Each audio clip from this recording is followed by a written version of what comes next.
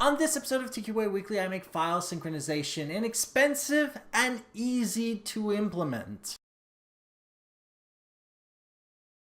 My name is Steve Smith, this is TQA Weekly. If ever you have any questions, comments, suggestions, and or PC horror stories, yeah, I take those too.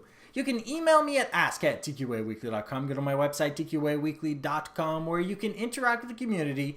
Use the contact form to email me directly. Go to the subscribe page to follow me on social networks and find other ways of subscribing to my show. And of course, if you're already on YouTube, blip.tv and Vimeo, you can drop down below, leave your comments, questions, and suggestions down there. And no, they don't have to be on topic. In fact, I actually prefer it. I see every single one of those messages and reply to as many as possible. Today's topic is about the dilemma of file synchronization. Yes, it's backup. Hidden below. Yes. Synchronization allows us to access files in their latest state as well as backing them up.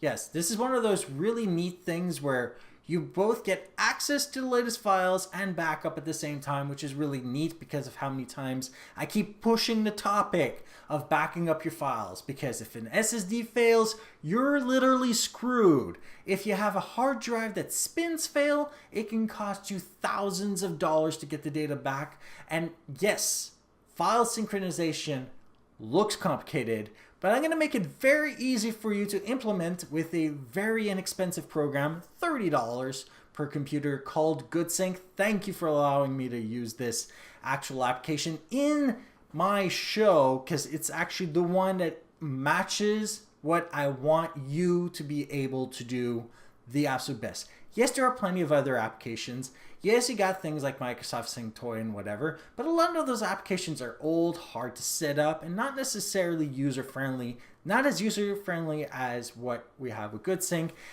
And I noticed this because barely reading their FAQ on how it works and actually recording how it works on two different computers simultaneously at the same time I'm recording the NAS drive, and I realized once it's set up, it's all done already for you. You can synchronize anywhere you want. But before I get ahead of myself, I want you to understand that there are three different primary ways that are also mixable and interchangeable in the ways that you can actually synchronize files. So first of all, you have the figure 1, and I have little icons that will show up on the screen while I'm editing. So in figure 1, both computers are on the same network.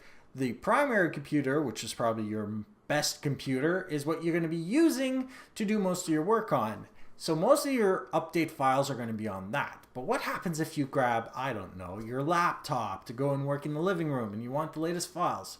Well, when you power it on, this application will actually go and download the latest files onto that computer and allow you to work on the latest files, essentially making a clone of the original files, giving you 2 file backups.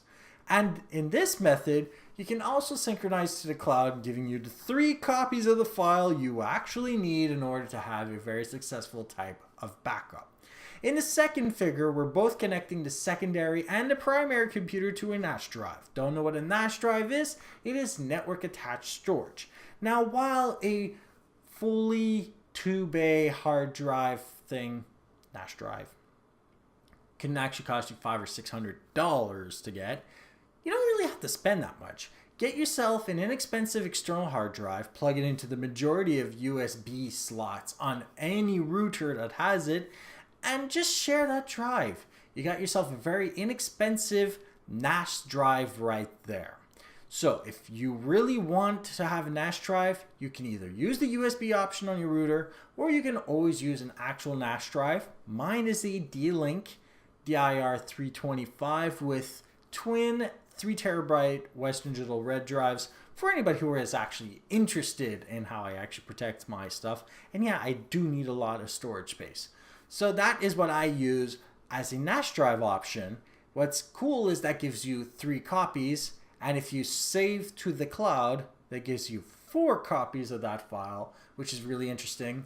And you can actually put them all together, and it will essentially give you the same paradigm where you connect to the NAS drive and you connect to the computer simultaneously it will eventually just synchronize to have all of the latest files. So if the NAS drive fails, you still have synchronization between the computers and the cloud. If the cloud goes offline, you still have 3 copies. If the cloud and the NAS drive fail, because you're not connected to the internet, you can have synchronization between the 2 computers as long as your network is still online. In figure 3, we're going to be using the cloud itself. Now, while we can use the GoodSync software for this, because it's plenty capable of doing it, you don't really have to, but once you have it, you might as well use it because it can synchronize the files to the cloud as well. That won't be part of my demonstration since most cloud drives on computers synchronize by themselves. But it is capable of doing it. The option is there.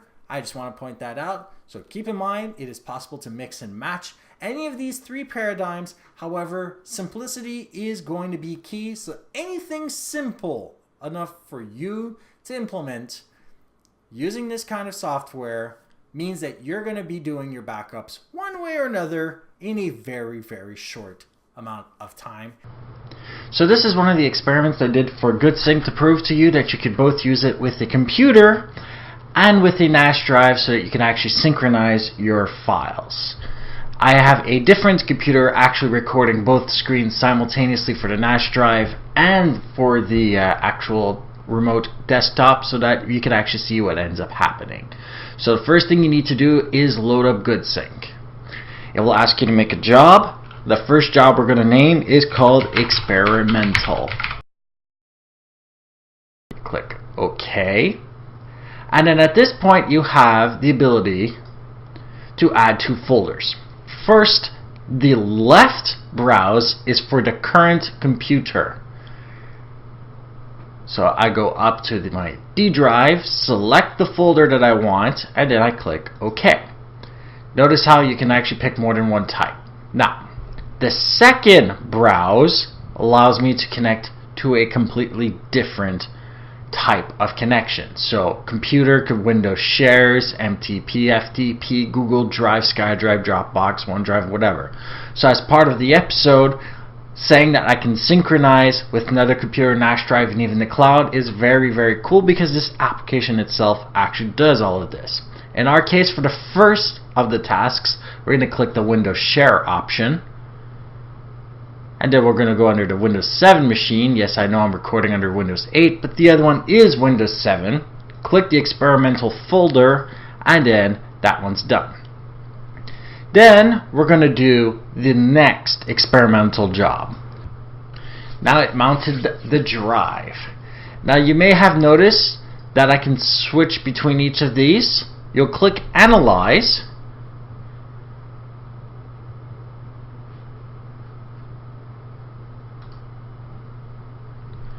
And then you'll click Sync. It will actually appear on the second part of the screen once I edit all of this together. The same thing will occur here as well. We click Analyze. It's never been present on the other drive. And now all we need to do is click Sync. As we are going to see on the screen, it has now been synchronized to a different computer and to a NAS drive. This is why this kind of software, GoodSync, can actually allow you to synchronize parallel between 2 computers, as well as syncing to a NAS drive, allowing for the other computer to actually be able to get the latest information. And because of all this, it actually allows us to do something that we normally would have to do manually, in this case automatically. Now the free software is limited, however it's only $30 to actually buy this specific version to use it any way we wish. And for those who actually think that $30 is expensive, it costs thousands of dollars to recover a dead drive. So even if you do copy something over periodically, having it synchronized is actually a lot better. If you're interested in getting this software, all you need to do is go to goodsync.com. If you go to tqaweekly.com/se5ep26, you can get the links to the actual video on the instructions that they provide. their instructions on how to install it, combined with also how to get your license for your computers and whatever, and everything that you need to know about that. I would like to thank them again for allowing me to use this application in this kind of context, since a lot of the people that watch my show watch it because they want to learn new ways of saving their documents and actually taking well advantage of their computers. So thank you for having subscribed if you already have. If you haven't, you can always do so on this screen. Otherwise, go to tqaweekly.com/subscribe. Have a great day and goodbye, and let's see you here all next week.